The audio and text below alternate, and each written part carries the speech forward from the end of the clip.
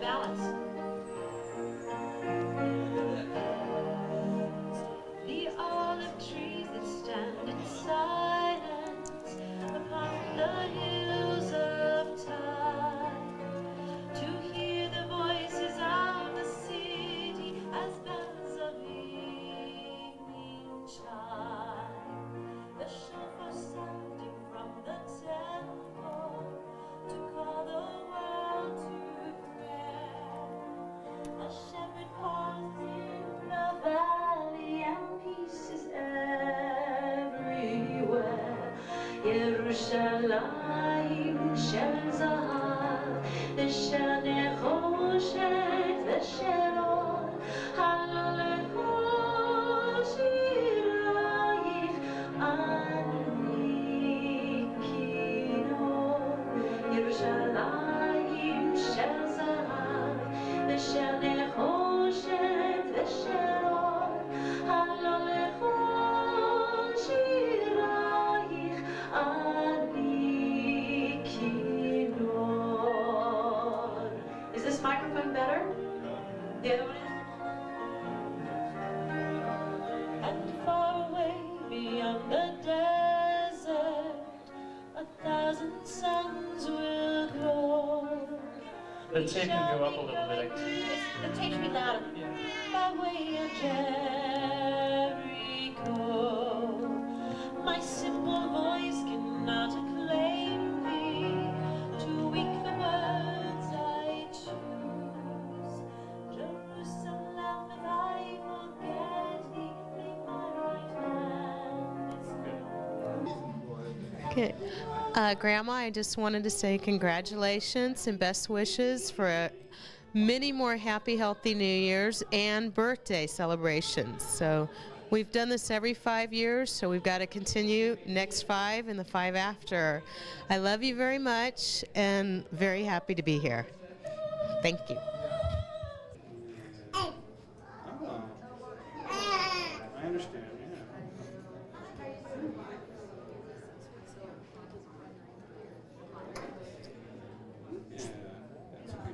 Mommy, you have a little freedom, I just arrived from Scottsdale. I'm representing a part of the family in Scottsdale, and I was so excited to come here because it is definitely a very special time in our lives.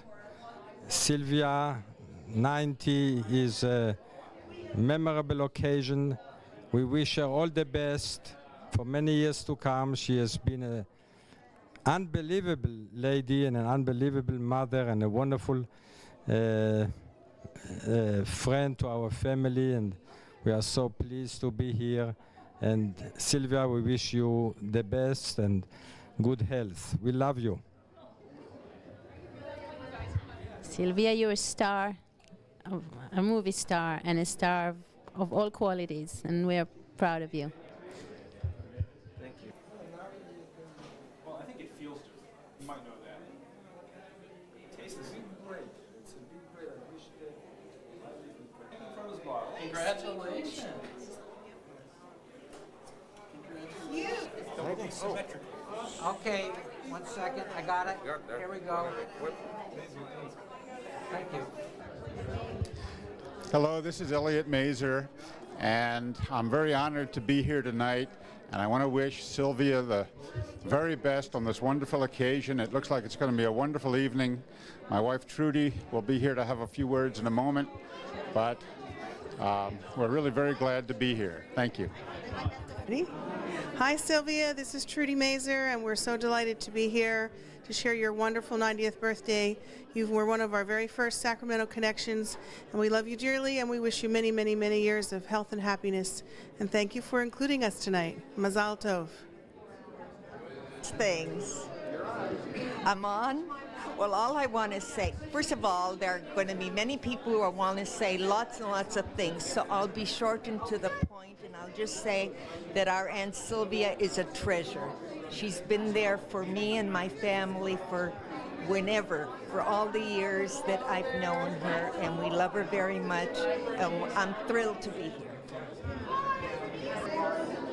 This is a once-in-a-century event in our family, and we've been here nearly that century.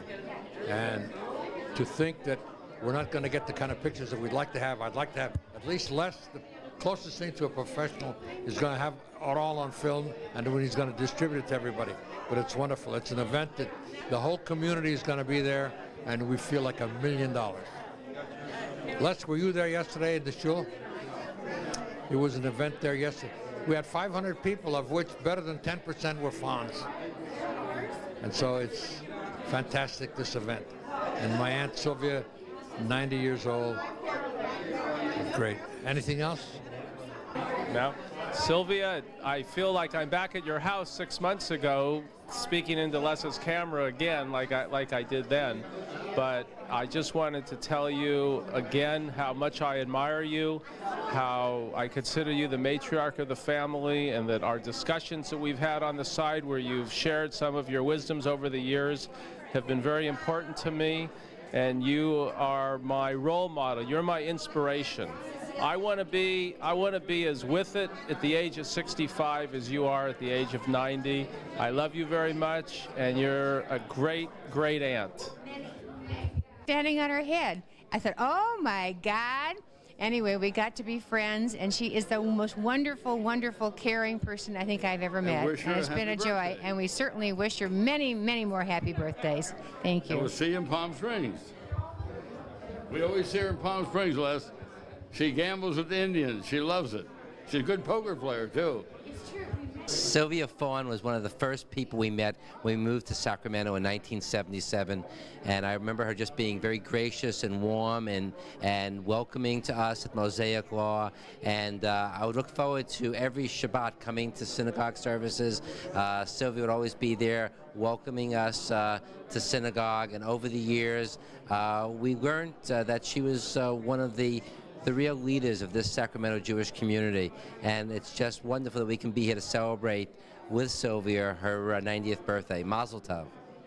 And the fact that Sylvia came from Germany also was another tie to our family, because my mom comes from Germany and she would always talk to me about it. So I hope I looked as good at 75 as Sylvia looks today on her 90th birthday. I'll drink to that. Mazel tov. I know, I love that. Happy birthday. Thank you so much. Yeah. Yes, we have a card for you. Would you like to have that? No. So you're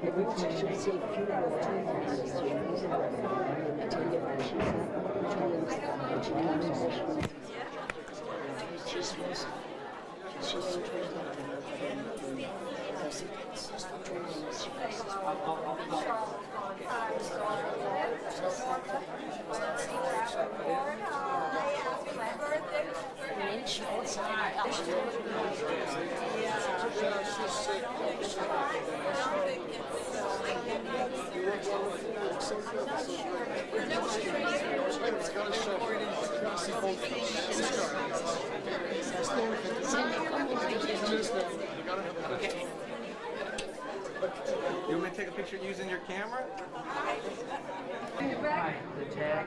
Sylvia, this is Jean Stein, one of your old friends. I wish you very good health and a long life. And it's so nice to be here. This is the first time I've been out, so it's wonderful to be at the party and celebrate with you. And I'll try to stay. Okay, Leah. Go ahead, Mom. Go ahead. Talk right into it. Talk right into it? This. Go ahead. You talk. No. Say what you want to say. We've had a long time, to getting here. But I'm glad I made it. It's so nice to see everybody. To you, Sylvia, and to all the family, it's great to celebrate together in this wonderful occasion, and we look forward to celebrating many, many simchas together. Our families have celebrated together for many, many years, and it's good to be a part of this wonderful, wonderful simcha for your 90th birthday. And Mazel Tov and L'chaim. Sylvia, you are truly one of my role models. I would love to sign up to be Sylvia at 90, wearing wonderful heels and being in such terrific shape, and you're an inspiration to all of us. Mazel tov. Where are you? Sylvia, this is Joyce Berger. I always admired you and loved you, and I wish you all the happiness and continued good health and happiness, and we're delighted to be here to celebrate your 90th birthday. Thank you for having us. I don't talk very good here. How are you, Sylvia? We're all here. It's been many, many years that the operas have known the Fahns, and we're here to celebrate your 90th party, and to celebrate it with such a woman as you, who we've loved all our life. And it's a pleasure to really be here, and I'll turn over my second half. Hi, Sylvia. No matter what cares and what woes and what sadness you've carried inside through the years, it certainly has never shown on the outside. You're just, you're radiant, you're beautiful, you're an inspiration to everybody. And what can we wish you? Just continued good health, and you're an inspiration to all. And we're pleased and proud to be your friends, and very happy to be here tonight to celebrate this wonderful, wonderful occasion. Sylvia Fahn is an incredible role model for all women and men. She is incredibly philanthropic. She has a real zest for life and a real love of Judaism, and she's an incredibly special lady. I hope I look half as good as she does at her age. Mazel tov, Sylvia, you are the best. Sylvia, the only thing I have to add is we love you. You are a great, great lady. You're a model for all of us. Thank you for being so special. Sylvia and the Fahn family, we are delighted to be here this evening to celebrate your 90th birthday. Your family means a great deal to us. We have known each other for many, many years. You're an honorable lady, the way you treat everybody with kindness and consideration, and it's a delightful experience to know you and you know your family. You danced in our daughter's wedding 9 years ago, and I hope to dance with you tonight to make up for it. Wonderful.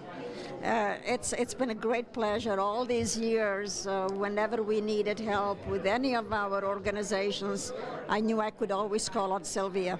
And we have known one another for many, many years, and I'm very happy to be here and share in this simcha. Thank you. And have a lot of bright and happy future for you and your family in the future years. Good luck. It's great to be here to celebrate Sylvia's 90th anniversary. It's her anniversary birthday, actually. I thought she was only 39, Dad. She's 39 years old, that's right. And correct that. Can you erase that other part out? We're glad to be here, and we'll be seeing you later. Let's see. Oh, Charlotte, did you get Charlotte? There she goes, Miss Fahn. Your father too? Okay, Grandma, we'd like to wish you a very happy birthday. It's been wonderful for me to have you for my grandmother for the last 34 years. I'm looking forward to another 34 years with you. And Ping, would you like to say something? I'm very happy to have you as my new grandmother. And I wish you will be my grandmother for a long, long time. Thank you. And Sylvia, we want to wish you a very happy birthday, and we're so happy we could make it. And we wish you many, many more years of good health and happiness. We're so happy we could be here to share with you. We look forward to sharing many more happy occasions, and we love you. All right. Sylvia, it's wonderful that you let us come and to celebrate this wonderful occasion with you. We've known you and seen you over the years and really appreciate our friendship. And I wish you a Mazel Tov and a Happy New Year to you, and may you have nothing but good health and blessings.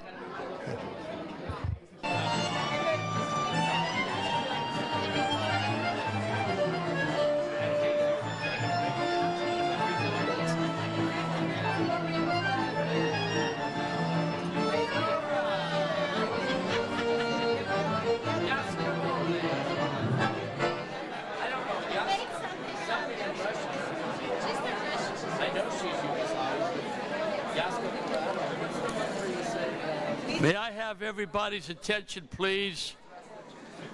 About giving Sylvia Fahn, 90 years young, a standing ovation.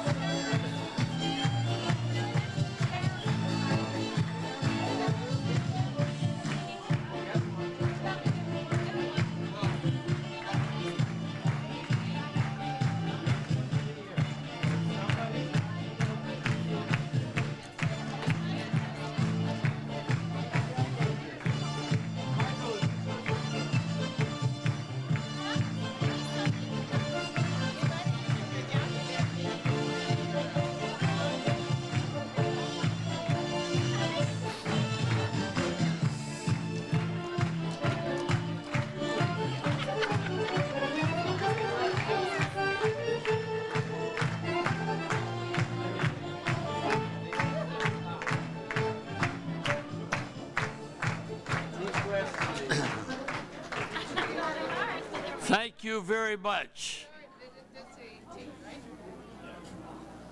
Sylvia wanted to run into the room tonight, but Dr. Matloff's not on call, so he said, please don't.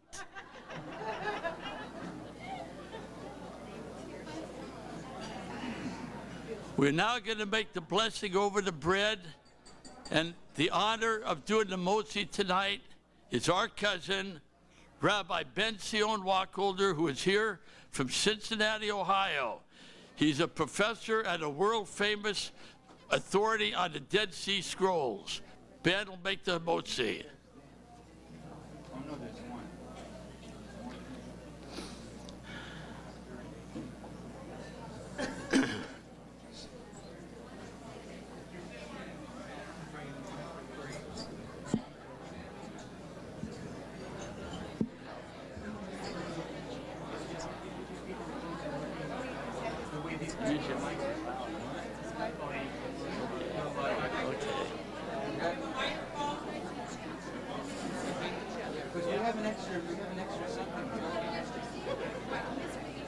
Except we have a code.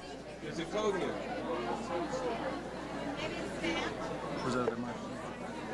Can any... What's the F for? What's the F for? What? EF button. What's the F for?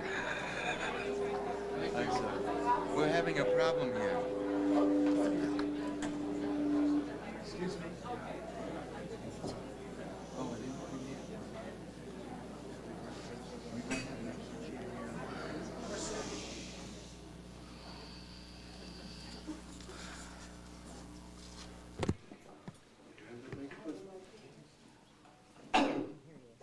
We've assembled tonight to glorify the name of God, to bless the memory of Ernest Fahn, and to welcome and bless the fruit of the earth which they have produced, but especially to enjoy the company of the Shane Kala, Sylvia Fahn. And please, please join me together in the bracha of the mochi. Baruch atah Adonai Eloheinu melech haolam hamotzi lechem min haaretz.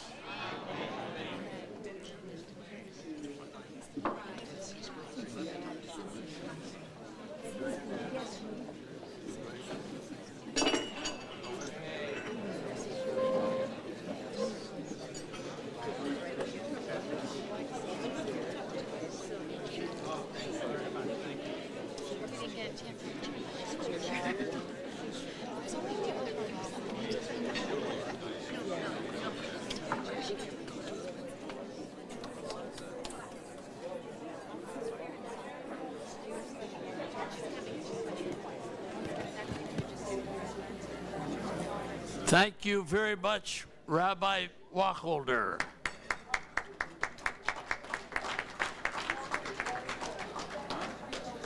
I would like to call now on Cecilia and Bruno Linder. Cecilia is Sylvia's daughter. They're here from Tallahassee, Florida, where Bruno just retired as professor at Florida State University, I think from the chemistry department. The football team is #1, and so is the chemistry department. And now that he's retired, we hope we're going to see more of him here in Sacramento.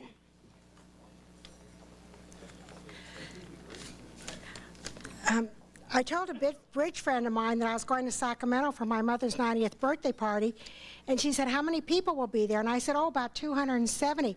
She said, that's impossible. Nobody knows that many people. So I could see my mother is an exception, and she does know that many people. And I remember when I was in grammar school at Crocker, my mother came to the school one day, and I didn't expect her. And everybody says, oh, who's that beautiful woman? And I turned around, and they said that, and I saw that this was my mother. And I was real pleased. And I wanted to mention that my mother has been just wonderful for me. She's helped me with all my children, and not just help. She came and did the cooking and the cleaning and the taking care of the babies, and she was more than a big help. She was wonderful. And it's hard to know what I want to say. She also babysat so I could go to Japan and to New York, and without her offering to keep the children, I couldn't have gone. I want to say what a good influence she had on all my children. She and my Uncle Izzy kept them informed about our heritage and how proud we were of our background, and I guess I could say our family is the only one in all of Tallahassee where all of them have married Jewish people. And I give my mother a lot of the credit for that with my Uncle Izzy.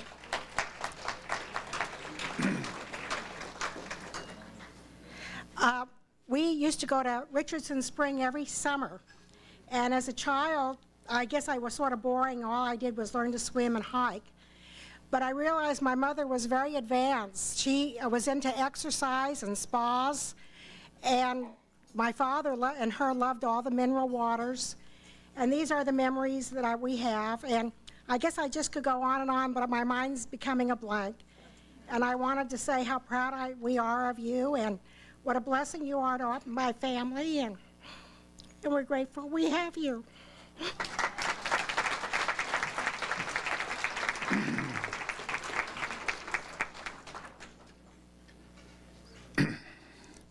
I met Sylvia in 1951. She and Ernest came down to Tallahassee where Cecilia was going to college. And Cecilia had told them that she had been dating a boy, and naturally the first question they asked is, was he Jewish?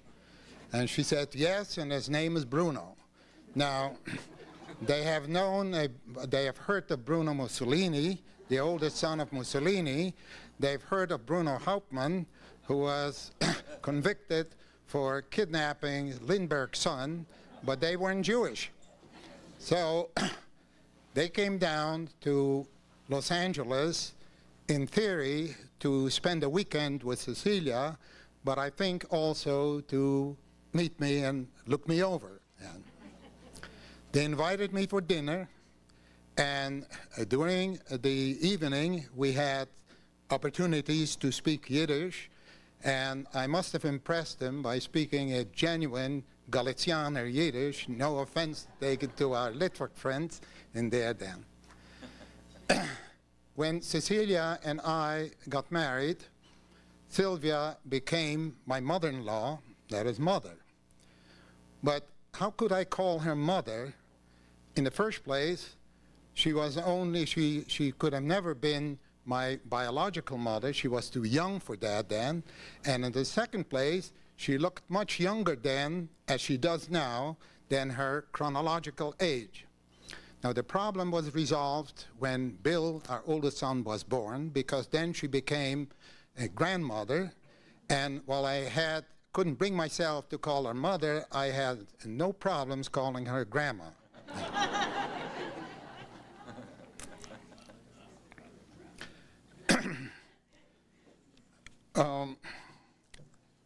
When our children were small, in fact babies, as Cecilia mentioned before, that she used to come down to first to Los Angeles, where we lived, and then in Tallahassee to help us out. And she did this with loving care. Now that doesn't apply only to our children, but this applies also to our grandchildren, her great-grandchildren.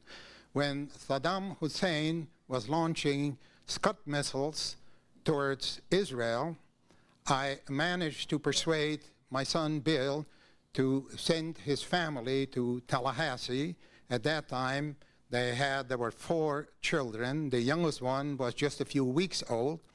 And Sylvia and her sister Miriam both flew down to Tallahassee, stayed with us for several weeks, and were of an enormous help. Yeah.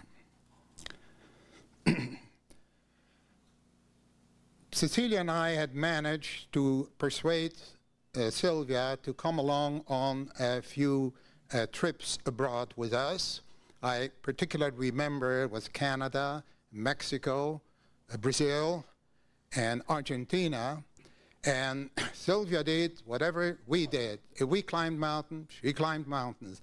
If we got wet under waterfalls, she got wet under waterfalls. If we climbed pyramids, she climbed pyramids. She was one of the gang. She was a good sport and a lot of fun to be with. Now, if you would ask an elder lady on a similar predicament, similar situation as Sylvia, to what do you owe your longevity, your youthful appearance, your your pleasing disposition, then the most likely answer you will get is to chocolate or young man. But in Sylvia's case, it's something much more profound then. You've heard of the expression, you are what you eat, and there may be some truth in that, but it's also truth that you are what you think, what your mental attitude is. And Sylvia's mental attitude is very, very wholesome here.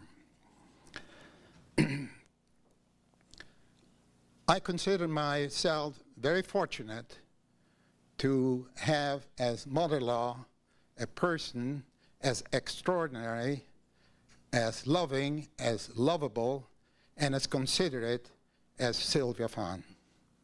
Thank you.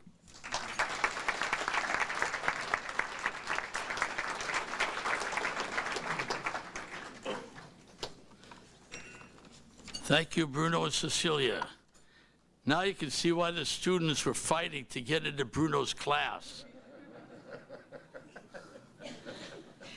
Now I'd like to call on Stanley and Charlotte to come up here on behalf of their mother, of Stanley's mother, Sylvia, and to say a few words. Stanley and Charlotte came from New York, where Stanley is a neurologist at Columbia Presbyterian Hospital. We're hoping he'll retire soon so they can also spend more time in California. Hi. I'm the lucky woman who's had Sylvia Fahn for a mother-in-law for 41 years, and I hope for many, many more to come, Mom. So happy birthday. We made it. The first time I spent any real time with Sylvia was in 1958. Stan was in San Francisco, and Sylvia and Ernest were visiting in New York. Bruno, I think, also to look me over. And the 3 of us flew back to California together just before we became engaged and married. And Sylvia wanted to sit next to me on the plane because she wanted to be able to fill me in on a few of Stan's virtues. And I'll remind you that this was 41 years ago, and there were no jet planes, so that cross-country flight took 12 hours. So she almost finished, not quite.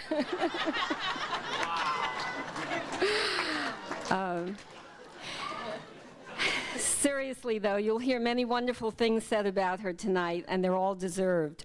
I want to mention just one that is perhaps the least visible. Life has a way of dealing out some very rough hands as well as the good ones. And Sylvia has met those with a courage that I think is all the more extraordinary for being privately born while she wore her beautiful smile to the world. Mom, I salute you for that, and you're incredible. It's a terrific example, really. In this and in every other way, I think you deserve the title of rabbi, because what I've been told is that rabbi means teacher, and truly, we keep learning from her every day. Besides which, she's still helping us to get our own children into shape. I can just say thank you for everything, all my love, and let's celebrate more years to come. Thank you very much.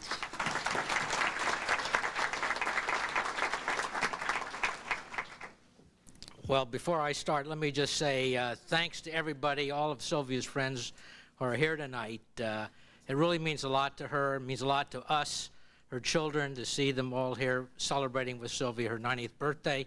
And I kept hearing over and over again how wonderful she is, and I kept saying, well, we know she's wonderful, and we're so glad that she's our mother, because she's been wonderful to us all our life.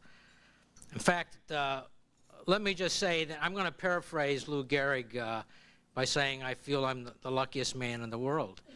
I was born to great parents. Ernest and Sylvia gave me their DNA, brought me up in an environment of warmth and loving and dedication, and I felt very comfortable with them.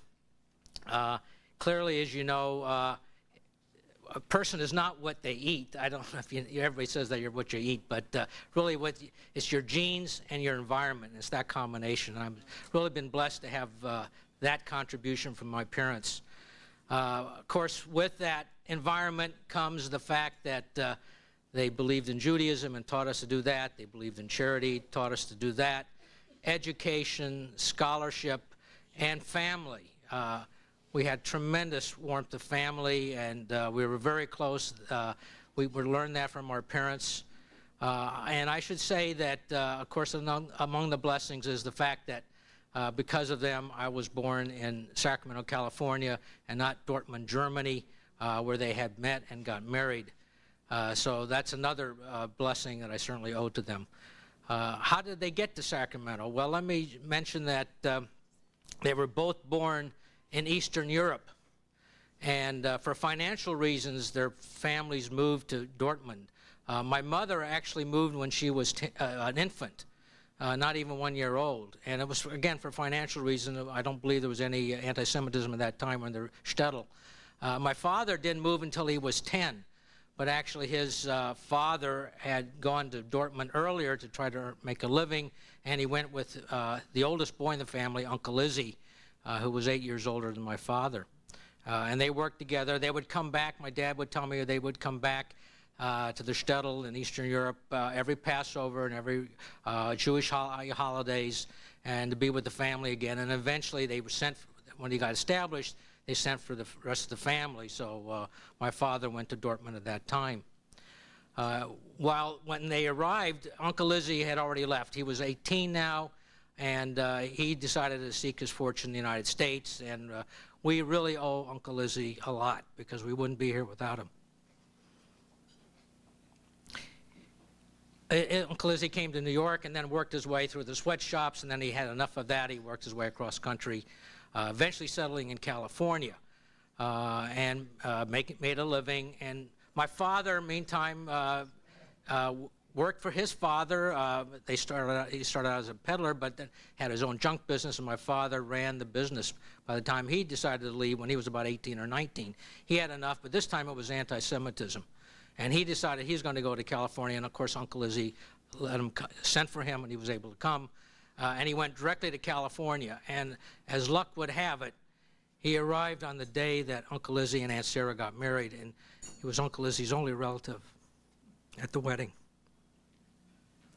In fact, Uncle Izzy and Aunt Sarah were very nice to them, because he boarded in their house, and they were newlyweds. He stayed there until Claire was born, and then he moved out on his own. And then he peddled too, and finally was able to get enough to start a business. And by then, the middle brother, Uncle Joe, had also came to New York at that time, leaving behind Aunt Lottie and Leo and Alex until he can make a living. And when my dad had the idea for the business, he sent for Uncle Joe, would you like to be partners? And so Uncle Joe came out, they became partners, they were successful. And then Dad said it's time for him to get married. And he decided he would go back to Dortmund and seek a bride. And as I learned from my cousin Ben Zion Walker at breakfast yesterday, he didn't go for a bride, he went for a kala. And I asked him, well, what's the difference between a bride and a kala? And he told me, so a bride is just a bride, but a kala is a bride from a frum family. So Dad knew what he wanted, and again, luck would have it. He arrives back in his home, in his parents' house, and the day, that night, there was going to be a wedding of a friend of the family, and fortunately, it was a friend of the Schumer family as well. So Dad and Mom were there at that wedding, and Dad spied Mom, tried to dance with her, signed her card, got dances, and eventually signed all the other dances that evening. He was smitten. It was a thunderbolt. And I guess Mom reacted the same way because she let him sign the card. Came home. Dad came, told his parents about her, and then the next day they arranged for the shotgun to go and ask for Sylvia's hand in marriage. She accepted, and 3 weeks later they were wed. And then they stayed another 6 weeks or so to get ready to move to California. And I've heard from my dad that the Schumer parents, Sylvia's parents, wanted him to stay in Germany. Don't go to California. It's only a bunch of wild Indians. There's no Jewish kite. And my dad would have none of that. He was very happy, and he took Sylvia, and Sylvia was brave enough to come, speaking no English, and arriving here. And of course, the family welcomed her, and Sylvia and I were born, and then eventually Howard. And as I said, they were very close to family. I remember as a child going to McKinley Park on Sunday afternoons. All the family came, and then Del Paso Park. I remember, I was a little too young to remember this one, but when I was an infant, they sent for Uncle Nate, my mother's youngest brother, Nathan. And he came, and he stayed in the same bedroom that I stayed in, and I grew up in that house at 26 and O Street, a duplex, sharing the bedroom with Uncle Nate, until we moved to our present house, 13th Avenue. My earliest memory, though, was when the Camille family came to California. I was only 4, it was 1938, and I remember we were waiting on the train platform, the Southern Pacific train station, and the train was coming in. I was there with my parents. All the Fahn family was there. All the 3 Fahn brothers had sent the money and the papers for the Camille's, Uncle Camille, Aunt Sura, and Toby, and Clara, and Adolph. And I saw them coming off the train onto the platform, and they were my new cousins. I was all excited like everybody else, and it was wonderful to have them with us. And the last ones that my parents were able to get out before the war was her younger sister Miriam, who's here tonight, and probably the one who knows my mother longer than anybody else still alive today. So it was wonderful to have her, and she brought with them my father's parents, so the Fahns at least got out at that time. So it was a warm family. Every Sunday night, the whole family, all my uncles and aunts would come over for poker playing, and they would gossip and schmooze and have a good time, and that was the kind of warmth I was brought up into. And they also encouraged me to get a good education, to pursue my own dreams, do what I have to do to develop fully, talked about charity, always gave money to charity, talked about the Mosaic Law congregation, and I was really amazed yesterday to see about over 250 people for Shabbos services, and I remember when my dad would sometimes take me on Shabbos morning to try to make a minyan. So really it's come a long way, and it's nice to see, and nice to see the community all together like this. I can't tell you enough how happy we all are to have the whole family here tonight to celebrate Mom's birthday, her 90th birthday, and to have all our friends together. And I thank you again. Thank you. Do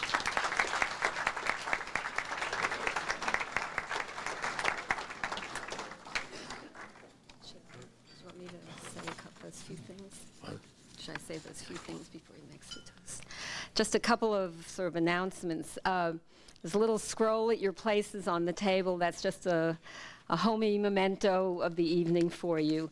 We've also put on each table some larger papers and some pens. It's not a homework assignment, but I know a lot of people would like to speak and it isn't possible, but we would love it if you would just write something to Sylvia, your wishes, a story, your memories, use both sides, write however you want, and we're going to make a memory book for her for this evening. So pass the pens and paper around, please, and then we'll collect them and put them all together for her.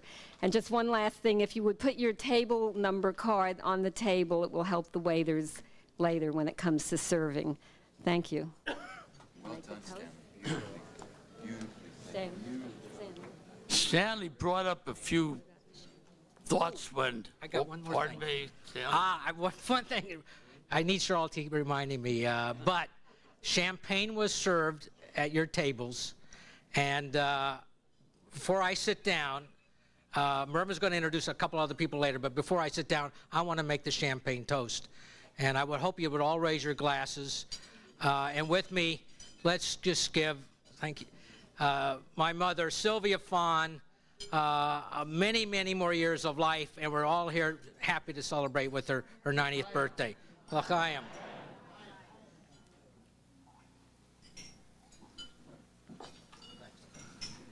Bruno talked about meeting Sylvia in 1950, and Stanley talked about before they got married in 1931 in Germany. But I'd like to tell you what I remember beginning in 1931.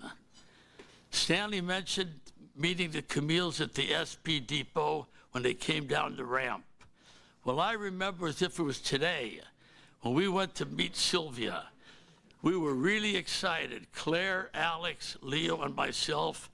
Our Uncle Ernest had gone to Germany, had gotten married, and he's coming back with his bride.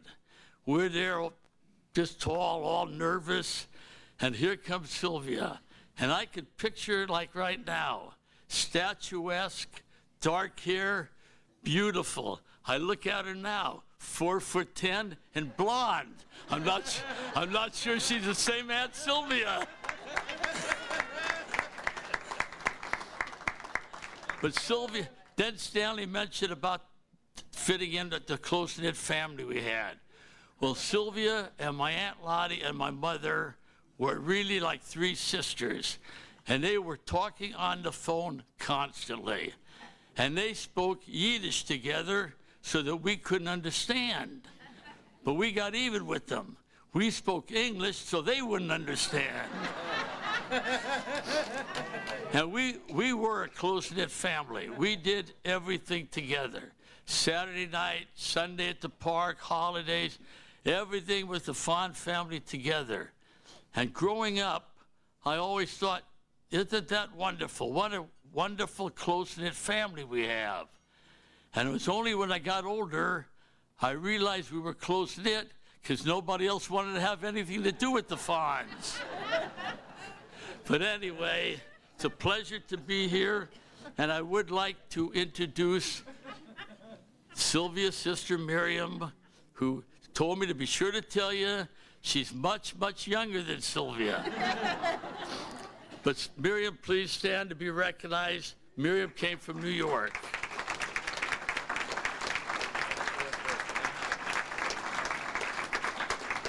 And next to Miriam from Yuba City, Sylvia's sister-in-law, Bernice Schumer. Bernice. Like Stanley said, we're not going to have too many speeches, but we do have a cousin that came all the way from Israel. Her name is Ruth Jungerman Lowenstein, and we'd like her to come up and say a few words on behalf of Sylvia. I actually believe they knew each other in Germany. Did you know Sylvia in Germany, Ruth? Did you know Sylvia in Germany? No. Okay. I was too young. Yeah, you're too young. No, I was too young. I cannot see. Dearest Sylvia, I'm so excited, people, really, but I have to say some words only. I came from Israel, and I'm so happy to be with you on the special day, and you are also a special lady and very famous to all of the family in Israel. I would like to congratulate you and wish you many happy and healthy years to come, together with your children, grandchildren, and grandchildren. All of your children could be proud to have such a darling mother. I'm sure that all of us here, family and friends together, love you and wish you a great Mazel Tov. I would like to say, all of you to say Mazel Tov to Sylvia. Okay. Very nice.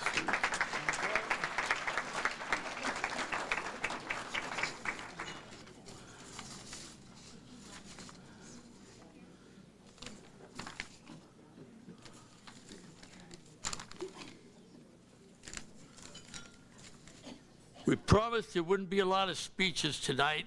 Sylvia wanted all her grandchildren to speak, but there's so many of them would be here till about Wednesday, and we promised Northridge would be out of here sometime tonight. But I would like to have a few people's relatives to stand as I call to be recognized. I would like Sylvia's children to please stand with their spouses.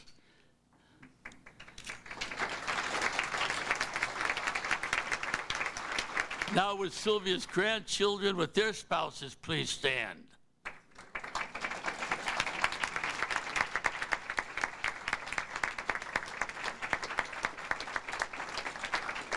Now the nieces, nephews, great-nieces, great-great-nieces, great-nephews, great-great-nephews, and their spouses, please stand. Everybody keep standing, please.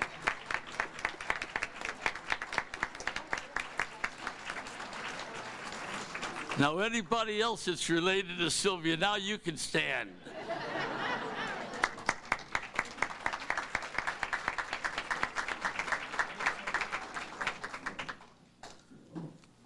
Well, according to my notes, the first course is now going to be served, and then we'll be back a little later. Thank you very much for your attention. Thanks, Murray.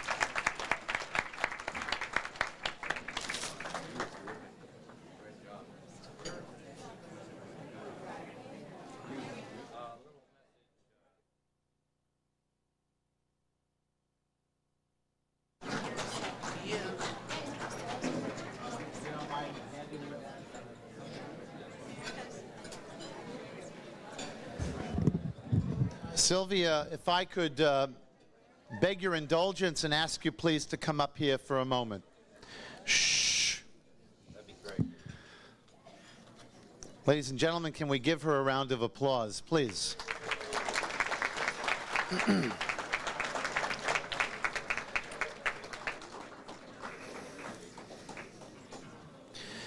Judy and I just arrived a little while ago from San Jose, where we are going back after we leave tonight, since we're teaching a class tomorrow at the USY International Convention at 8:15 in the morning. We would not have missed this event for anything. And I thank you, Stanley, when you called me 6 months ago to make sure that I placed this date on the calendar so that we could be here to share in the nachas of the occasion of Sylvia's 90th birthday.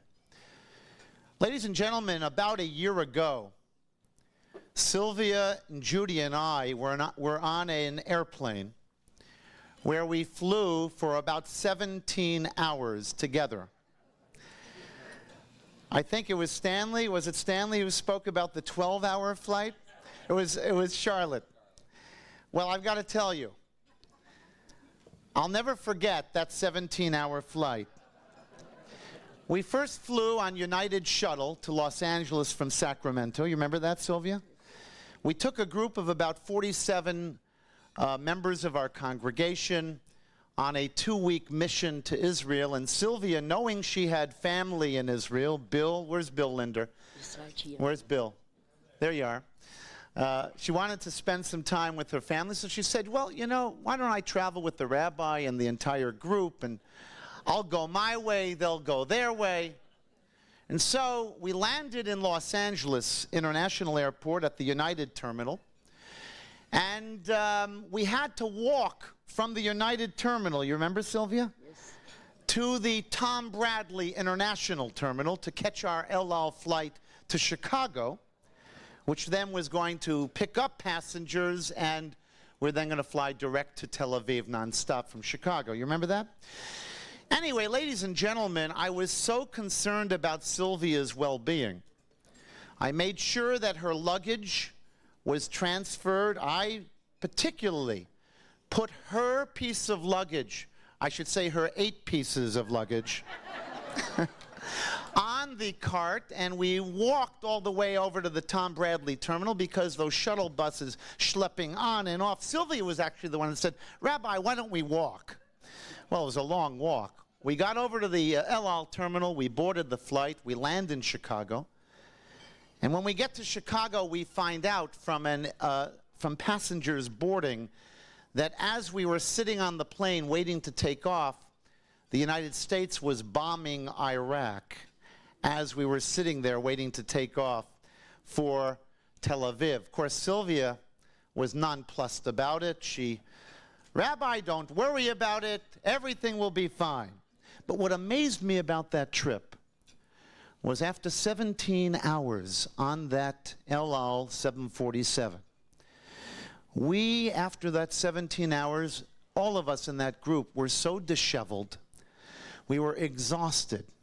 Sylvia walks down that ramp from that plane, not a wrinkle in her clothing, not a hair out of place. The energy that this woman has, and how old were you then, Sylvia? Was it 89? 89 years old, made us, I'm telling you, appreciate so much having this woman around us. Also, what Sylvia doesn't know, and only the members of our group know, is that when we arrived to our hotel, the Larome Hotel in Jerusalem, my luggage never arrived. It's a true story. I, apparently, being so cognizant of Sylvia's well-being, left my luggage on the carousel at the United Terminal in Los Angeles, and for 5 days, ladies and gentlemen, I had no clothes.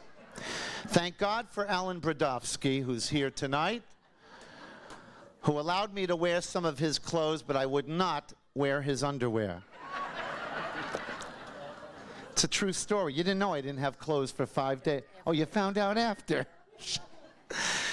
Ladies and gentlemen, if you were at... Huh? You helped me with my clothes. I know I helped you. My luggage. Ladies and gentlemen, yesterday at our synagogue, we had an overwhelming number of people that came to shul, to daven, and to, of course, pay tribute to Sylvia as we gave her a special blessing. What amazed me was that although it was the honor of her 90th birthday, where we were paying tribute to her, Sylvia paid tribute to her dear husband and talked about the contributions that Ernie made during his lifetime to Mosaic law and to our Jewish community. That, to me, says a tremendous, tremendous amount in terms of what this woman is all about. And then she went on to talk about each and every member of her family for about 30 minutes. No, you didn't talk that long, but she was as eloquent as I've ever heard anyone speak. How proud she is of her family. Each and every member. Whenever I see her, she's always telling me about all of the accomplishments of her children, her grandchildren, her great-grandchildren. She's always promoting them. And so I say to her family members, you don't have to hire a publicist. You don't have to hire a public relations manager. You've got her right here. She is so proud of you. And I must tell you, I know how proud you are of her as well. I'd like to call upon my wife Judy to come forward because there's a special song we would like to sing to you. And when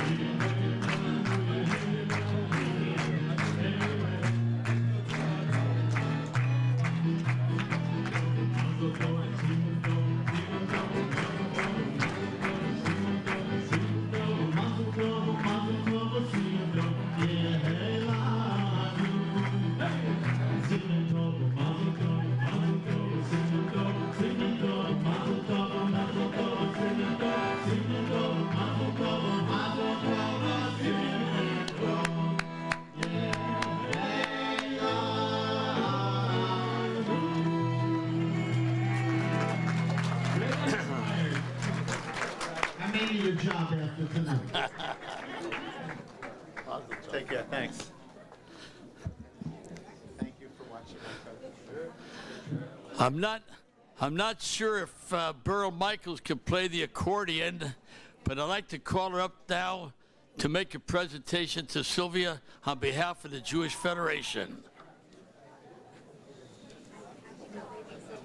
You want Sylvia up here? Well, she's You want her here? No, that's okay. But I'll wait for her to sit down.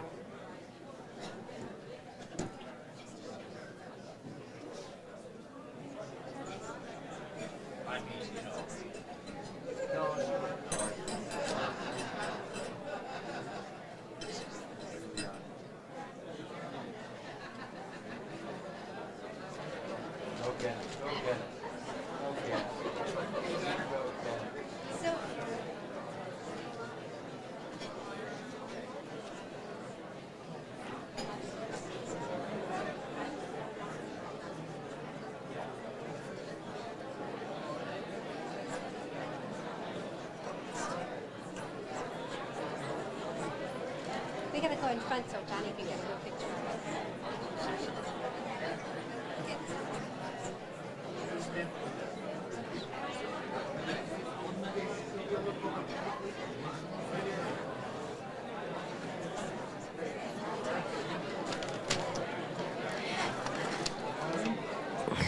Sylvia.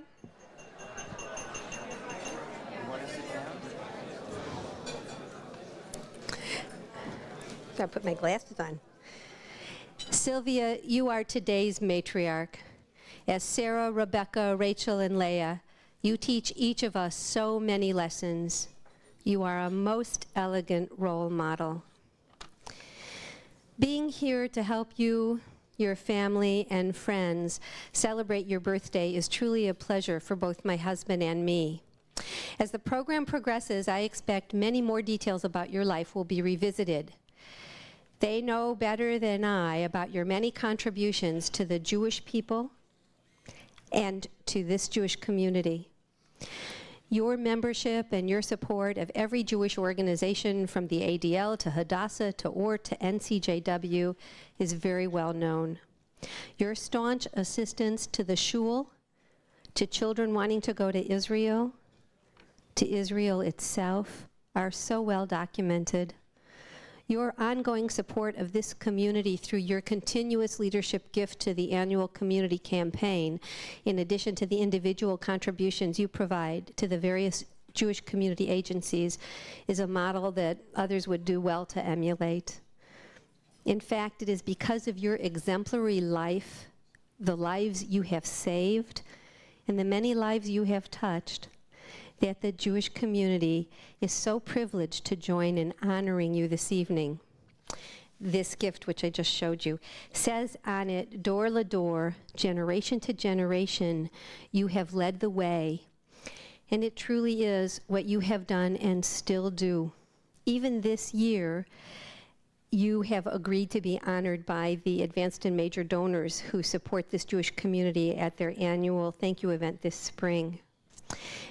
May all of the generations that follow you follow in your footsteps of tzedakah, acts of justice, and of gimulut chasidim, the doing of good deeds. On behalf of the Jewish community of the Sacramento region, as represented by me and the Jewish Federation, thank you just doesn't do it. But thank you so very, very much.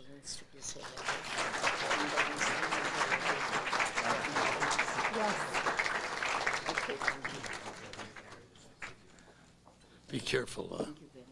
Boy, it's heavy. What is this?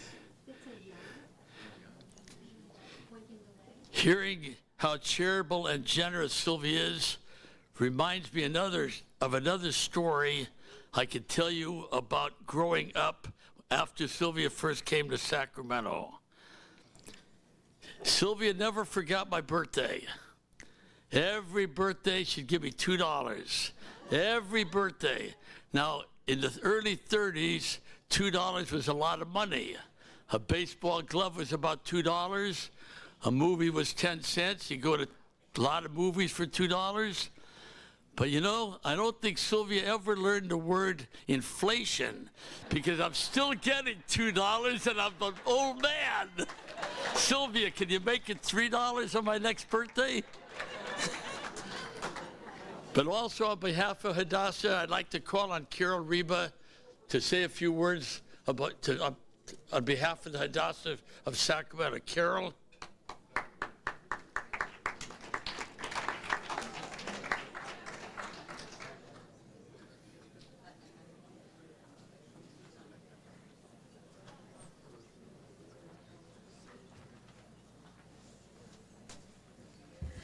The only thing worse than following a lot of good speakers is, well, there's nothing worse.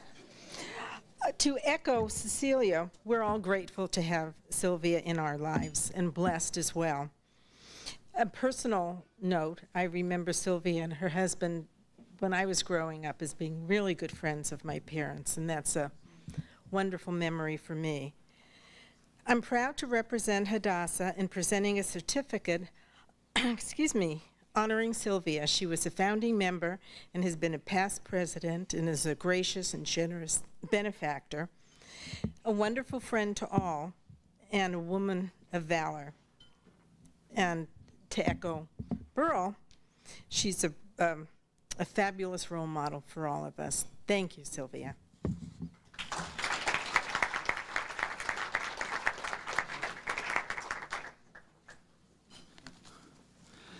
Sylvia was always a dancer and a swinging young lady, and she wants everybody to dance. So if her son Stanley will start off and bring her to the dance floor, and then we hope everybody joins in until the next course is served. Thank you again for your attention. At this moment, Sylvia wants to wish you Mazel Tov and happy birthday on behalf of our band, the Kosher Boogie Band, the one and only klezmer and pop band in Sacramento. And they told us you wanted something swinging, something upbeat. So I guess the best thing to do is to set you in the mood with that. So here we go.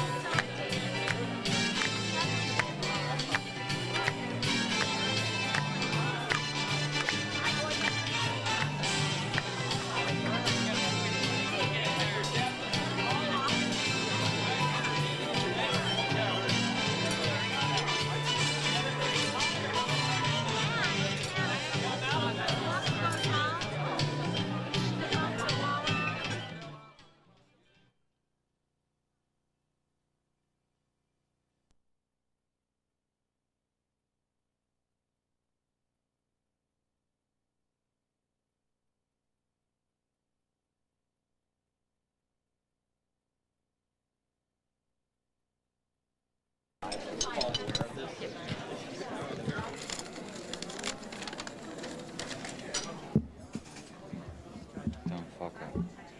Thanks.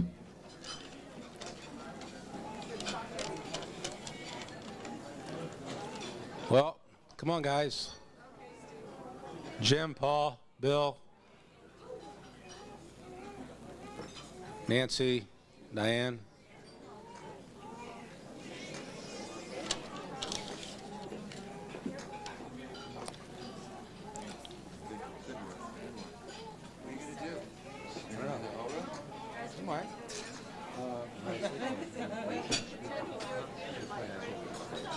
Okay. Maybe you should sing happy birthday. I didn't bring my place. All right. 90 years old. Sylvia, you look beautiful today like you've looked all my life, all 42 years. 42. That's right. But as beautiful as you are on the outside, what I admire the most is your inner beauty. It's the genuine love and caring and giving that you've displayed that comes through time and time. Through good times or bad times, you've always had a positive attitude. In fact, you've often had to deal with adversity. When you left Germany in 1931 at the age of 21, when you left, I'm sure you didn't think that you would never see your parents, your brother Herman, or your brother Willie again. But you persevered. Ernest, who went back to Germany to pick up a bride, was a wonderful husband. He tried to make your life easier for you, to provide for you, so that you were like his queen. I remember I was about 11 years old. I had gone to the shop with him and came home with him. And before we went home, we went and stopped to the grocery store to get some food for the house. That was just the kind of guy he was. As you'd say, they don't make them like they used to. Well, he died, though, when you were only 64, at the young age of 64, but already a grandmother. And when he was gone, you had a whole new life that you had to make changes for, because he had taken such great care that now you had to learn a lot of the business matters that he had done in the past.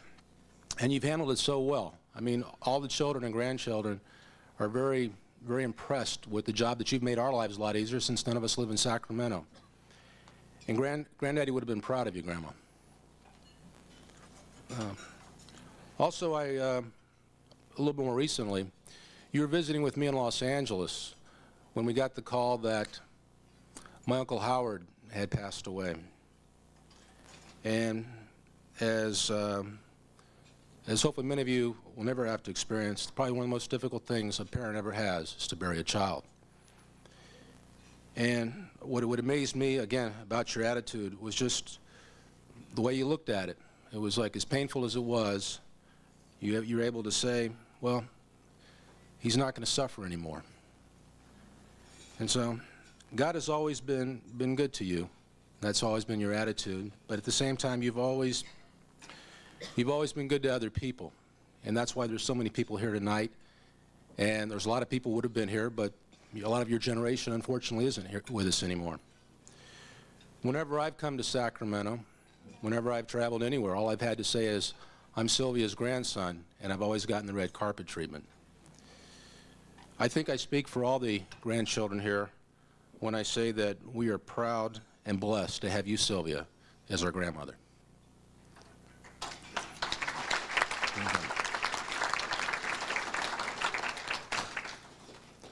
Well, there's one person whose voice I think takes a lot after you.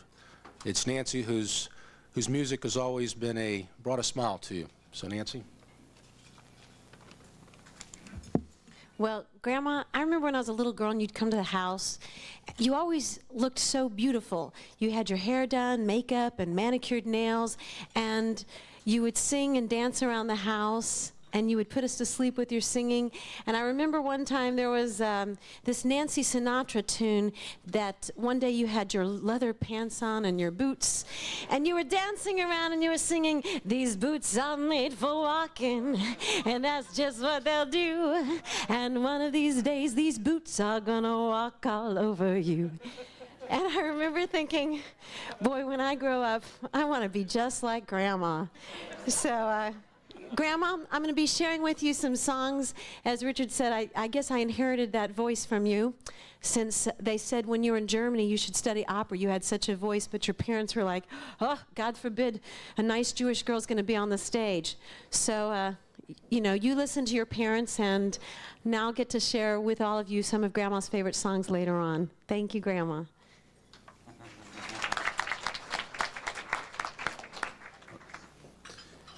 And recently from Thailand, but who I'm sure his parents as well as Grandma are very happy he's back in the U.S. and in New York, Jim Fahn. Hi, Grandma. Hi, everybody. I'm the youngest of the grandchildren. I've always been the baby of the family until the great-grandkids came along, at least. Now it's my chance to tell you all a story about my grandmother, Sylvia. You've heard how generous she is, what a beautiful lady she is, both on the inside and the outside, how kind she is, and it's all true. I would like to tell you a story about how strong she is. And this is one of my most vivid memories about you, Grandma. And I wonder if you remember, I hope you remember it also. It was 25 years ago. We were on a family trip to Europe. Myself, my brother Paul, my parents Stanley and Charlotte, Sylvia, I think Diane was with us.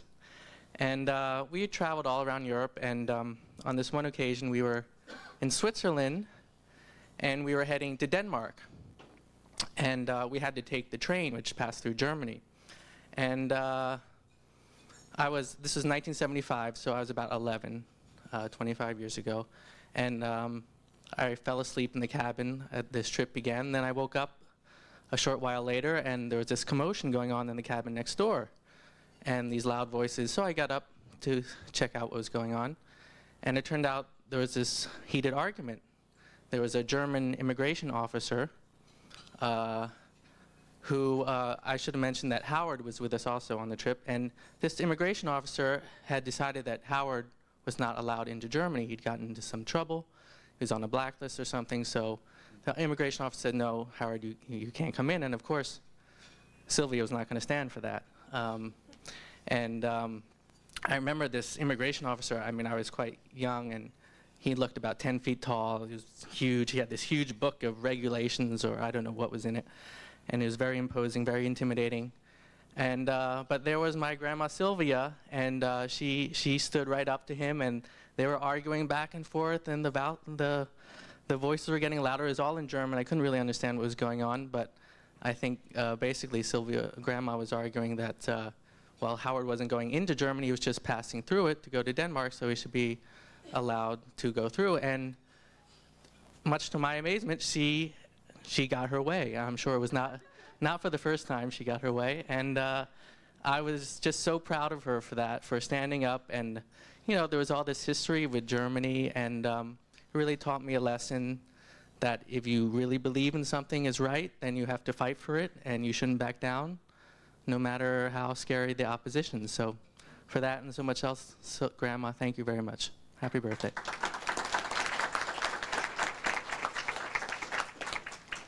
And all the way from Israel, her oldest grandson, Bill. Grandma, I'm the lucky grandson because I've had the most time with you. I was born before the others, and so enjoyed your.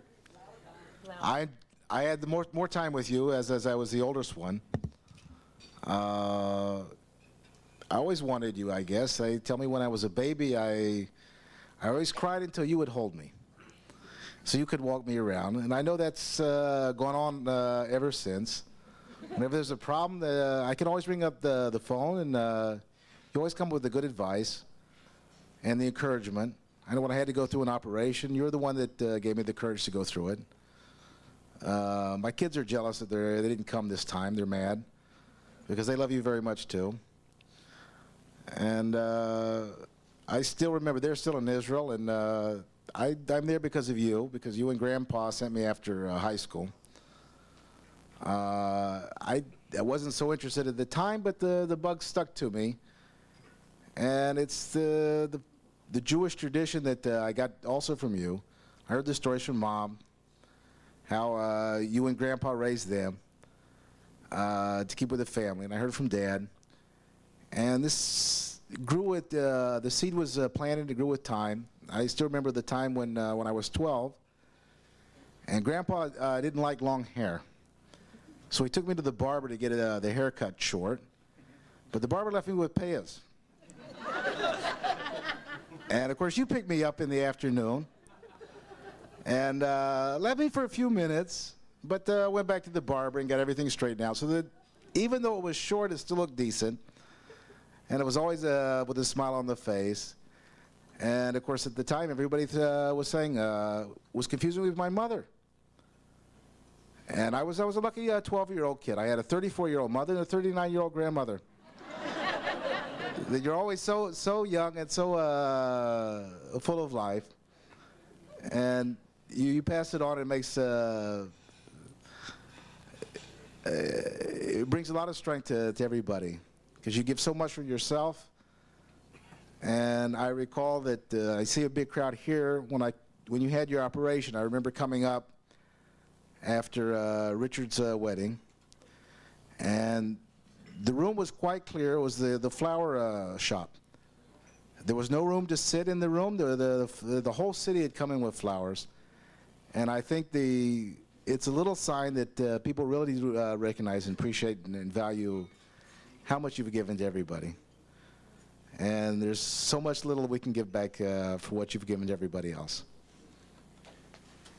Happy birthday.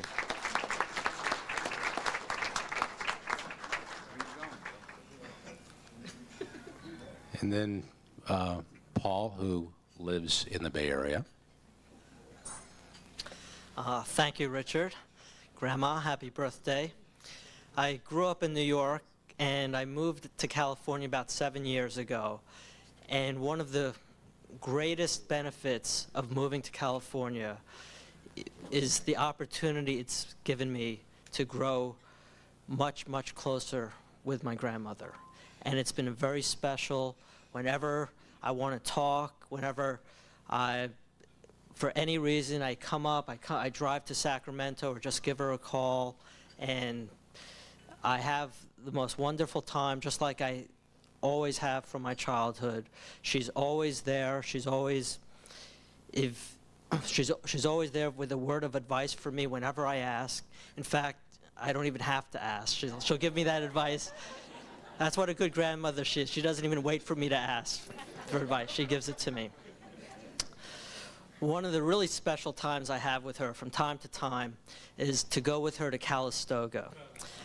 And I don't know, a lot of you may know this already, but I think one of the secrets of her good health and long life is whenever, from time to time, when she's feeling a little achy, needs a break, she drives over to Calistoga, and she'll go, I'll give an unsolicited plug here, Doc Wilkinson's Hot Springs. And she takes the mud baths every day, early in the morning.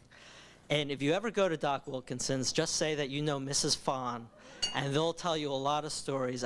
I'm sure she's the most beloved customer they've ever had. And I just want to tell one brief story. I think one of the advantages of a long life is the perspective it gives you. And talking with her, I can benefit from that. One time she was just asking me how I'm doing, and I was feeling stressed. I said, "Oh, Grandma, I'm kind of stressed. I'm stressed out."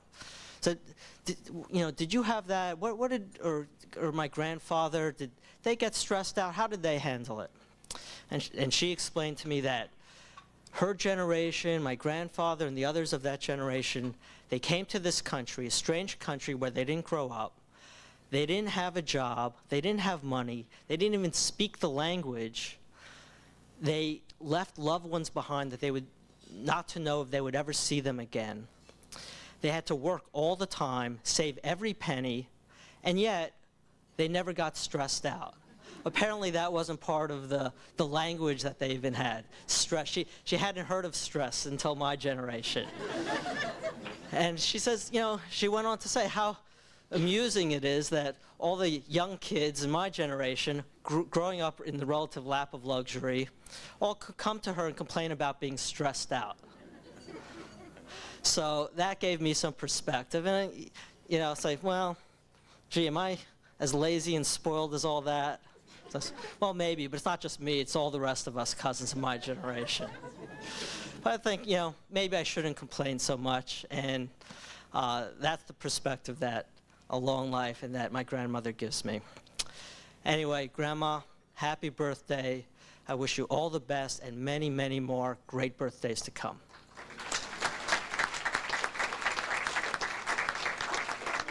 Thank you, Paul. And last but not least, two of the granddaughters, Carolyn, who a lot of you know, who used to live here in Sacramento, and Diane, the oldest granddaughter from Atlanta.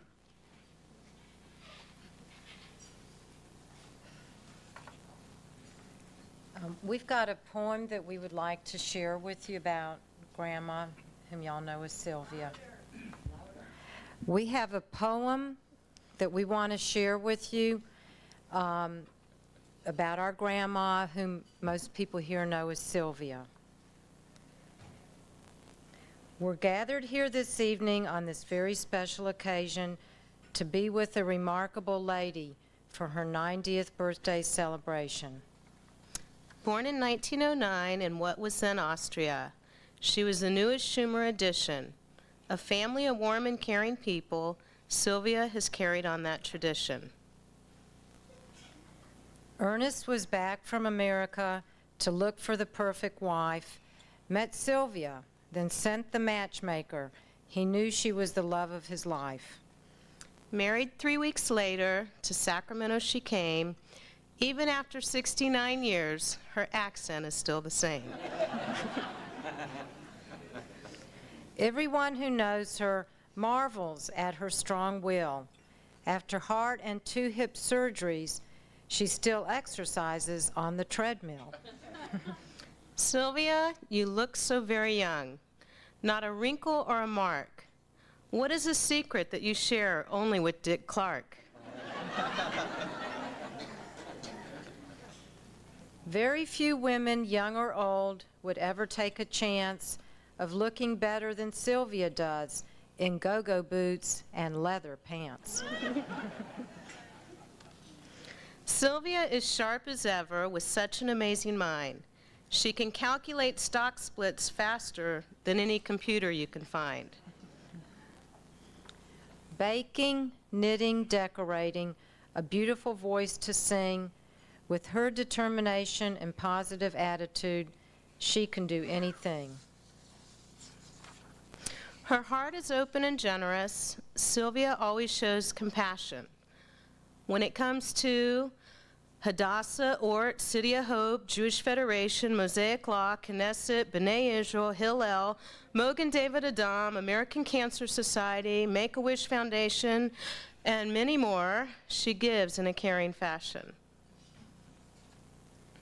Children, grandchildren, great-grandchildren, for all of us, Sylvia is always there to offer support, advice, and help with tender, loving care. May all your hopes and desires, everything you wish come true, and may God grant you many more years that we all can share with you. Family and friends, please take your glass and raise it in honor of the 90th birthday anniversary of Sylvia Fahn, whom we all love. Mazel tov and happy birthday.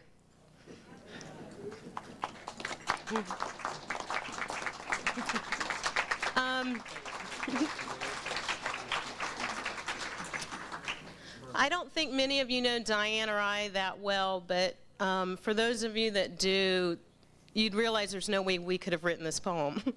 So I would like to acknowledge that my husband Steve did all this and wrote it. Give him a big round of applause.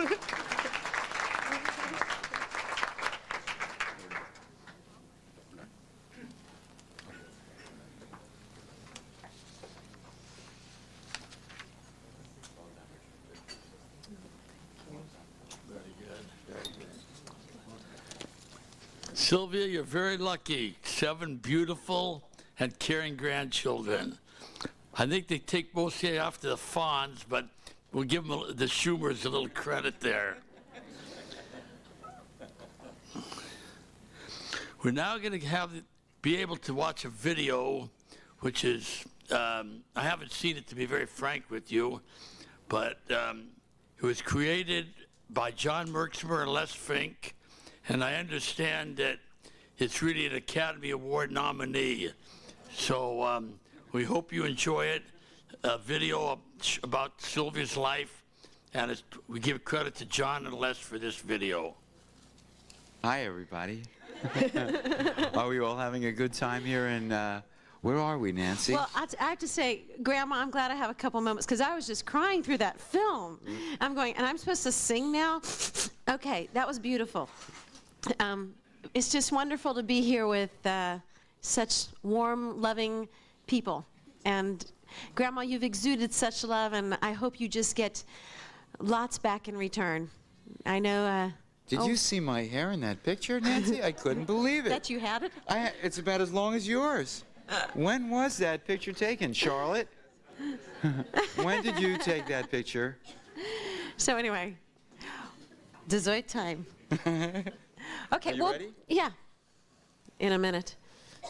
Nancy's going to sing, and she's fabulous. I'm telling you, she has one of the greatest voices after Mervyn. I mean, Mervyn, you should have been a singer or a comedian. We could use you in New York. We only have Giuliani, a Republican. We don't know what to do. Mr. Merksimer likes him. I hate him. What am we going to do? No politics tonight, Stephen. Good night.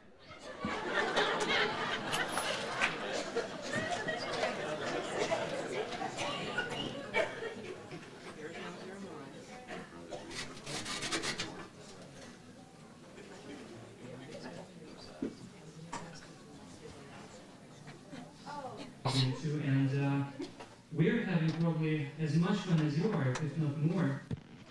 This was especially a wonderful treat when I got to speak with Nancy first and quickly run through the numbers with her and decide on what we're playing and what sequence and all. Because she is exceptionally talented, and it really is a blessing to have her here with us today as this wonderful special appearance.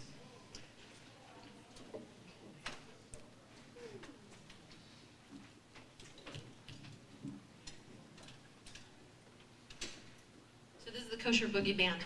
I'm going to start with a piece from the musical My Fair Lady, because Grandma's always loved this piece, and so has my mother. And it was one of the first things she said, I love this song. So I was like, okay, here we go.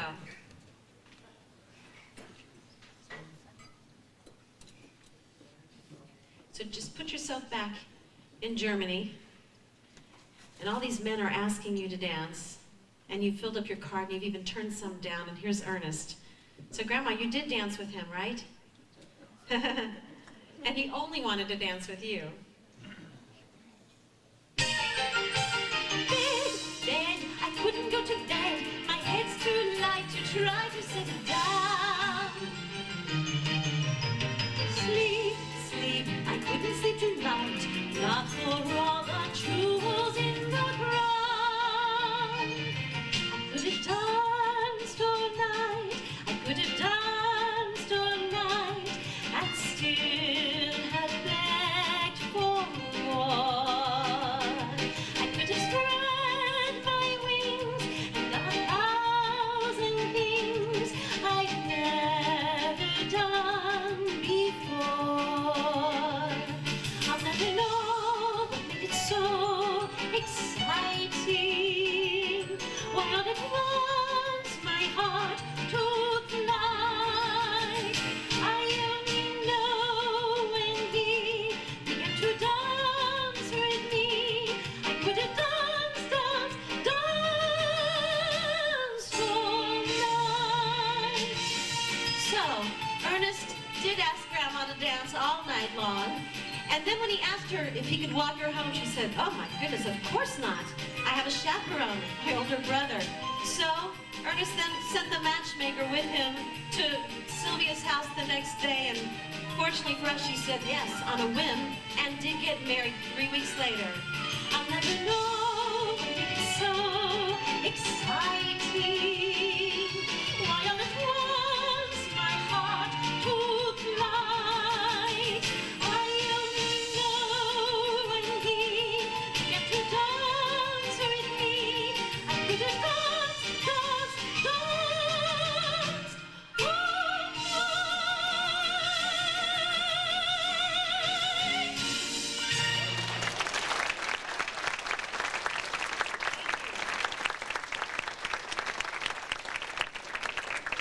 So then, 3 weeks later, there was this wedding. And a favorite wedding tune comes from Fiddler on the Roof. And March is going to sing with me.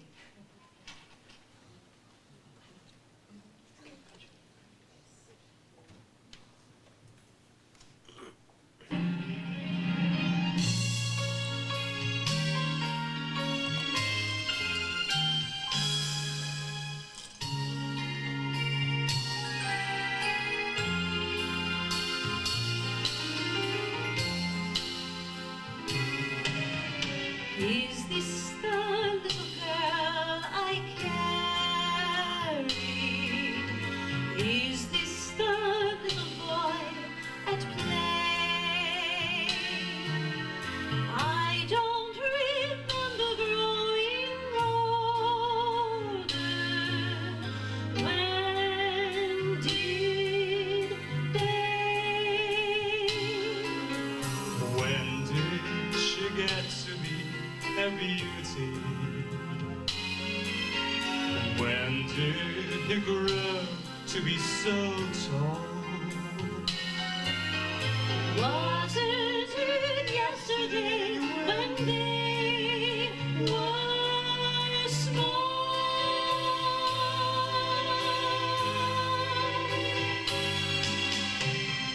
Sunrise, sunset, sunrise, sunset, swiftly flow the days. Seasons turn overnight to sunflowers, blossoming even as we gaze. Sunrise, sunset, sunrise, sunset, swiftly fly the years. One season following another, laden with happiness and fear.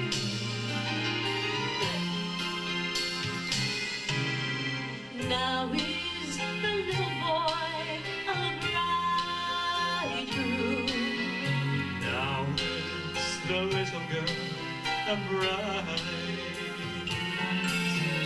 Under the canopy I see them side by side.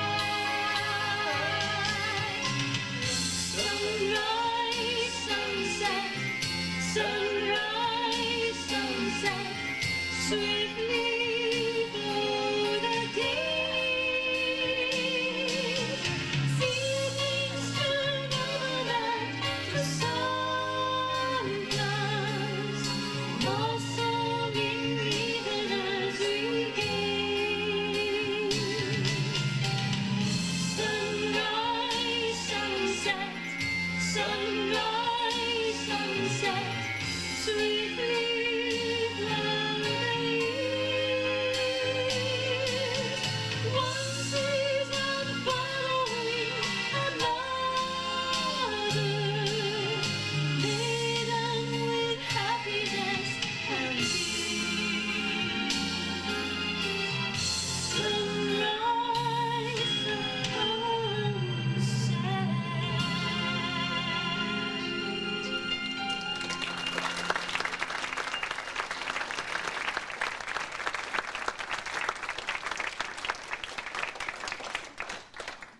So, then this wedding, and Grandma then, Sylvia, was on the ship and she wasn't feeling too good. Was it seasickness or pregnancy? Or both?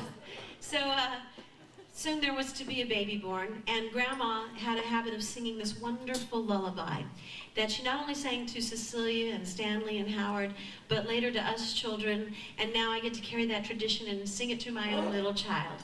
Raisins and almonds means the young widow of Zion sits at the temple singing to her young boy of raisins and almonds and says, you know, one day you two are going to grow to trade in this.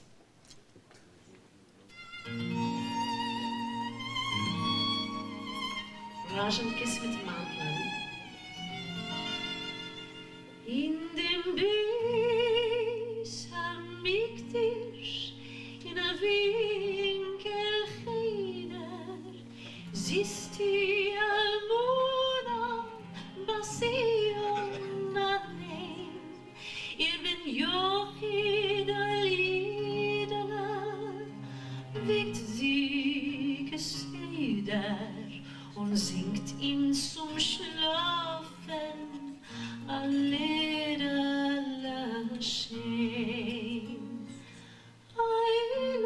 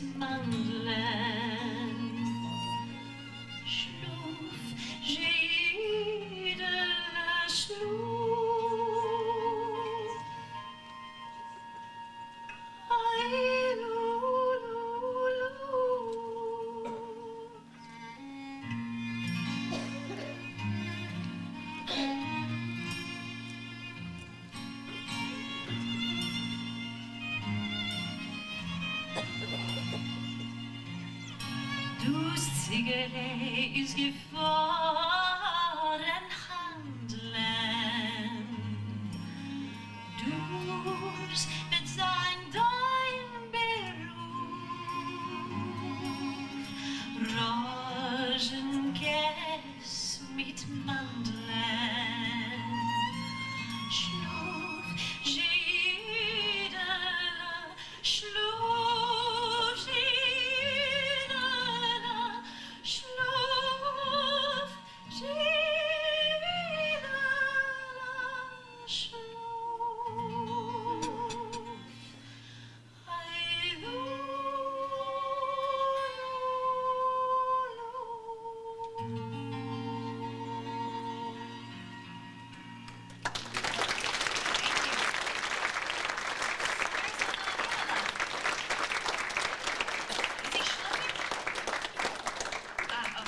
Okay, I didn't hear crying. So then, Israel came around, 1948, and Grandma has certainly fed that Zionist spirit in all of us. Ever since we were all in Israel, we all have a love of it. And there's a favorite song about Jerusalem in 1967 when it was reunited and Jews could again all go and pray at the Western Wall. This is another favorite. You can sing it with me.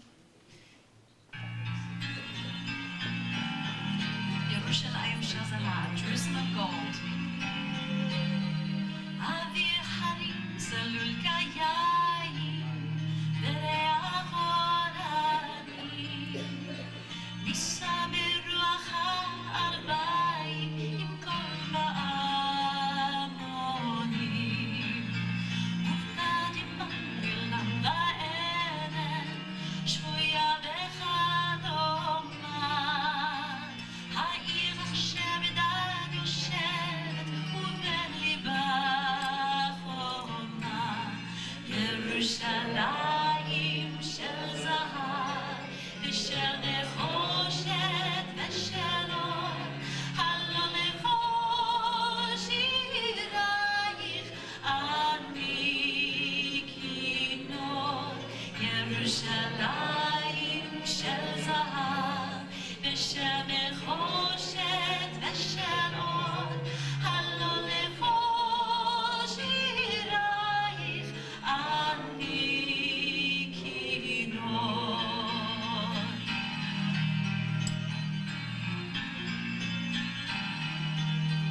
The olive trees that stand in silence upon the hills of time, to hear the voices of the city as bells of evening chime, the shofar sounding from the temple to call the world to prayer. A shepherd pauses in the valley and peace is everywhere. Yerushalayim shel zahav v'shel nechoshet v'shel or, הלא לבוש עירייך אני כינור, ירושלים של זהב ושל נחושת ושל אור, הלא לבוש עירייך אני כינור.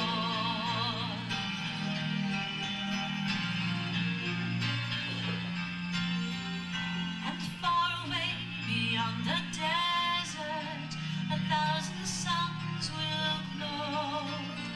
We shall be going to the Jordan by way of Jericho. My simple voice cannot acclaim thee, too weak the words I choose. Jerusalem, if I forget thee, may my right hand its cunning lose. Yerushalayim shel zahav v'shel nechoshet v'shel or, הלא לבוש עירייך אני כינור, ירושלים של זהב ושל נחושת ושל אור, הלא לבוש עירייך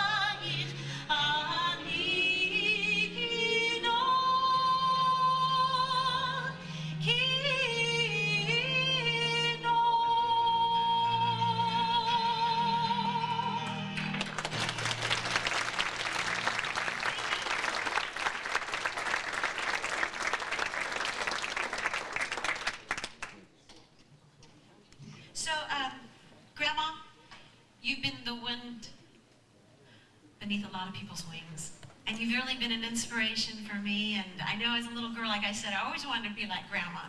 And I always wanted to have children so I could be a grandma too someday. And then I started realizing it's a lot nicer being the recipient of all the generosity of Grandma. And I thought, boy, if I have to live up to what Grandma's done, I've got a lot of work ahead of me.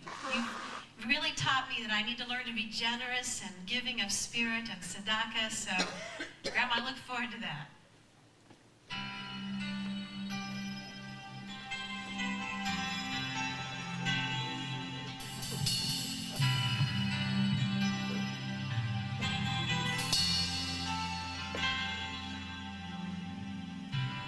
Must have been cold there in my shadow to never have sunlight on your face. You were content to let me shine. That's your way. You always walked a step behind. So I was the one with all the glory,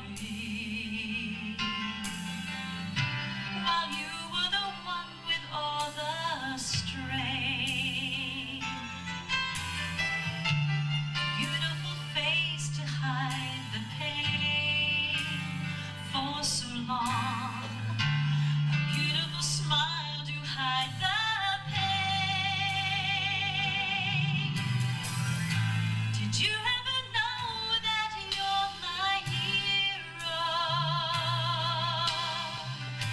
And everything I would like to be.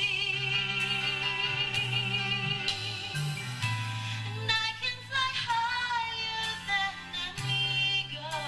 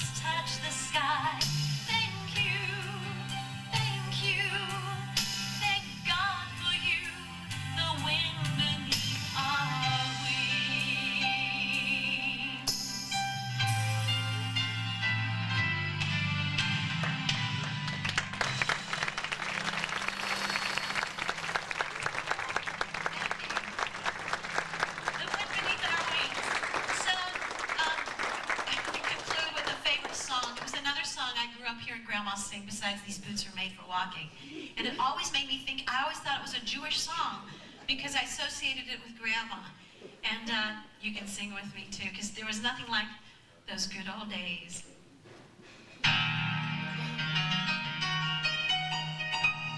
Once upon a time there was a tavern where we used to raise a glass or two. Remember how we laughed away the hours and dreamed of all the great things we would do.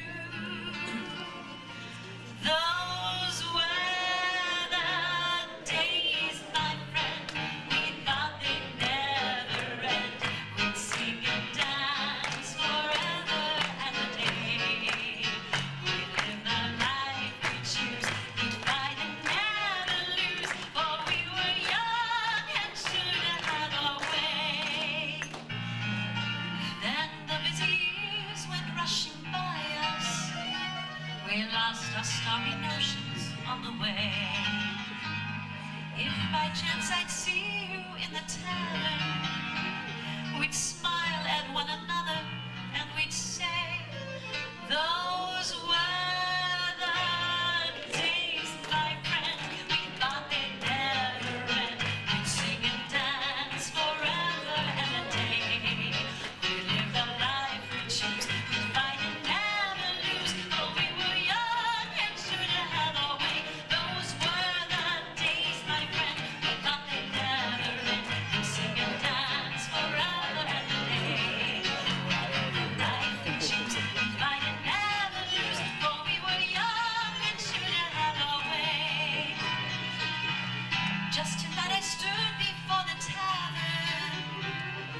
Nothing seemed the way it used to be. In the glass I saw a strange reflection. Was that lonely woman really me? Through the door there came familiar laughter. I saw your face and heard you call my name. Oh, my friend, we're older, but no wiser.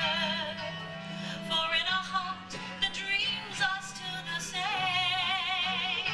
With me, those were the days, my friend. We thought they'd never end. We'd sing and dance forever and a day. We'd live the life we choose. We'd fight and never lose. For we were young and sure to have our way.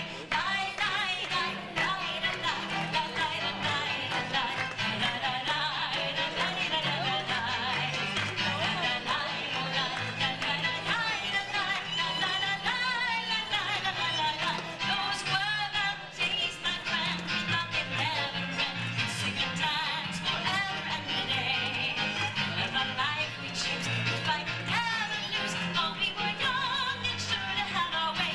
For we were young, those were the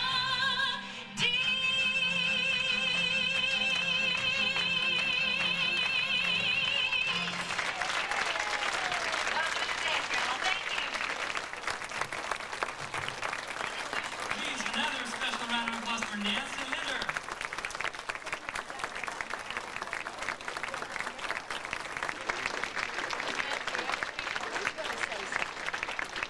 That's just some of the talent in Sylvia's family. Nancy was beautiful, as always, and we really enjoyed it. And thanks for livening it up. Sylvia wants to say a few words. She promised very few. But before she does, as you saw from the video, Sylvia has a lot of philosophy behind her. And you have a little take-home token present on your table, a little scroll that has some of Sylvia's philosophy, her wisdom, and also some of her wit. And please be free to take this home with you if you wish. I can't, before I let Sylvia talk, I must say one more thing, and that is this party would not have been at all successful if it wasn't for four important people who did so much for us. My three cousins, Mervyn, Claire, and Rowena, and my niece, Carolyn, who did so much. And of course, Charlotte.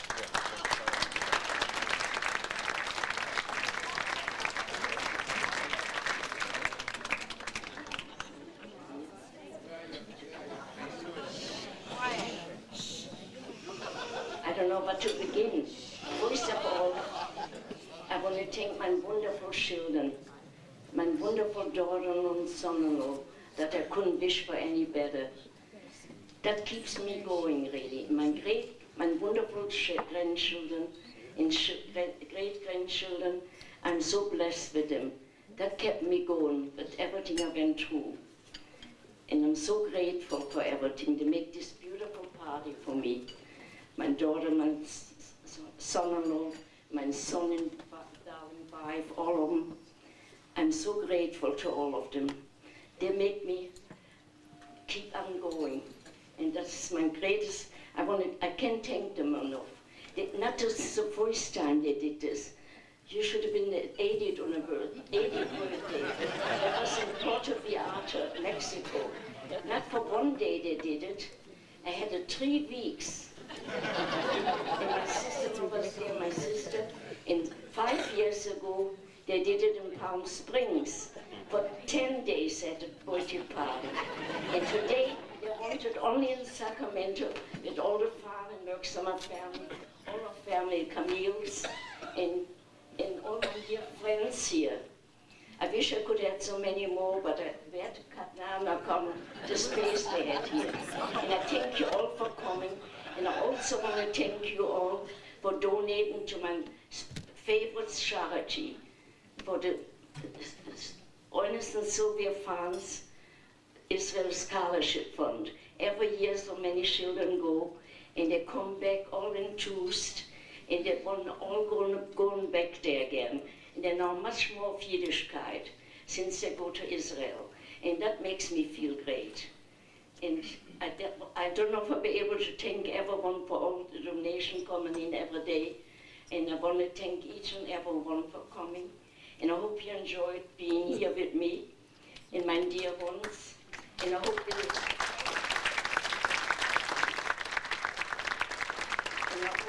we'll see always on a happy occasion.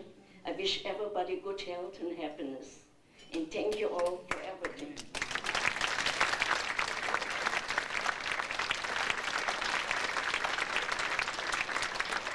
Mom, we love doing this. We also have a birthday cake for you to cut. And we've asked the band to stay on and play so you can dance later.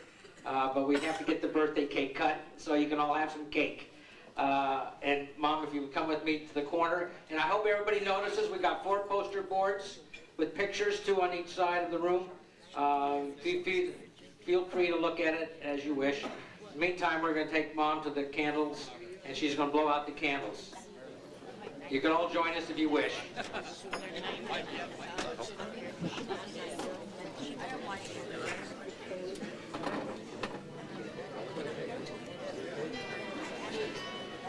It says, to Sylvia, with the world of love and happy birthday wishes.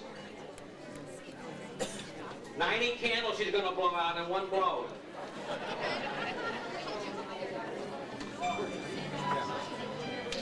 Hey.